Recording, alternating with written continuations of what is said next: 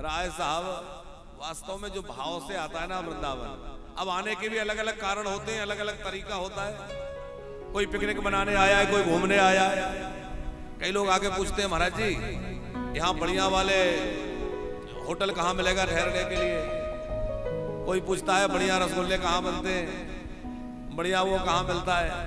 तो भाव सबके अलग अलग हैं, पर वास्तव में जो दर्शन की लालसा लेकर आता है, जो बांके बिहारी से मिलने आता है, एक ही बार में बांके बिहारी उसको अपना बना लेते हैं और बार बार उसको लगता है चलो वृंदावन, चलो वृंदावन, चलो वृंदावन।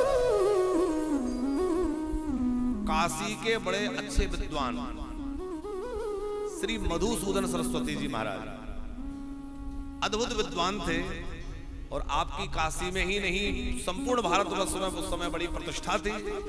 संत समाज में विद्वानों में बड़ी प्रतिष्ठा। अद्वैतवादी थे और निर्गुण निराकार के उपासक थे राय साहब।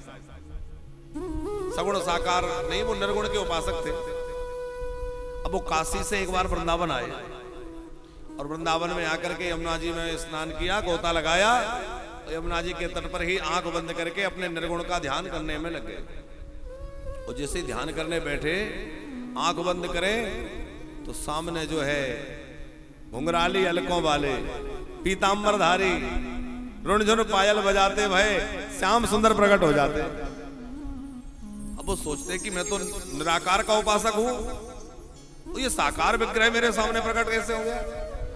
आंख खोली और फिर थोड़ा मन को सावधान किया और फिर आंख बंद करी तो फिर वही मुरली मनोहर सामने।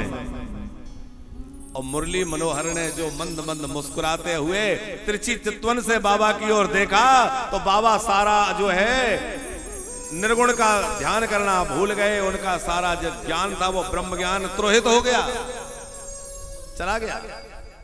और वो ऐसे श्री कृष्ण के उपासक बन गए, ऐसे दीवाने बन गए कि वो सब भूल गए।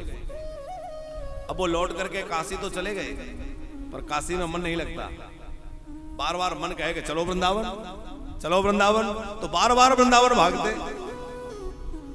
तो काशी के विद्वानों ने कहा महाराज श्री, आप तो अद्वैतवादी हैं, निर्गुण के उपासक हैं, ओ आप बार बार वृंदावन भागते हैं, आजकल आप किस रंग में रंगे हैं। तो वहां उन्होंने कहा है अद्वैत वीथीर पथिकोर उपास्या, मैं तो अद्वैत का उपासक था, लेकिन एक गोप बधूटी के बालक ने मेरे चित्त को इस तरह से चुरा लिया है कि अब मैं चाहे कर भी निर्गुण का ध्यान नहीं कर पाता। अब तो मुरली मनोहर के ध्यान को कभी छोड़ ही नहीं पाता। अब तो मेरा मन हर समय उसी में रमा रहता है।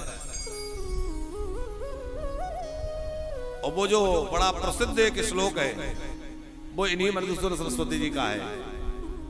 बंसी विभूषित करा नवनीरदावा पीतांबर तरुण बिंब फलाधरोष्ठा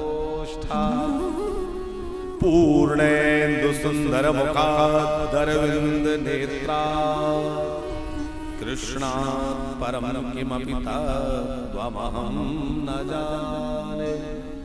वह जो निराकार के उपासक थे वो क्या कह रहे हैं राय साहब, वो कह रहे हैं कृष्णात् परम किमपि तत्त्वम हम न जाने, कृष्ण से भी परे कोई तत्व हो सकता है ये मैं नहीं जानता। मैंने तो अपने जीवन में यही जाना है कि कृष्ण से और परे कोई तत्व हो ही नहीं सकता, वही परम ब्रह्म है, परमात्मा। बहुत अद्भुत भाव पर उन्होंने दिए, भागवत पर टीका लिखी। कहने का अर्थ यह है एक बार उस भाव से वृंदावन आइए और एक बार बांके बिहारी के होके देखिए। आप जब दर्शन करने जाए ना तो ये मत देखिए फूल बंगला कैसा बना है, बैलून कैसा लगा है, भीड़ कितनी हो रही है, धक्के कहाँ लग रहे हैं, सिक्योरिटी के दर चली गई। कई लोग यही चक्कर में पड़े रहते हैं।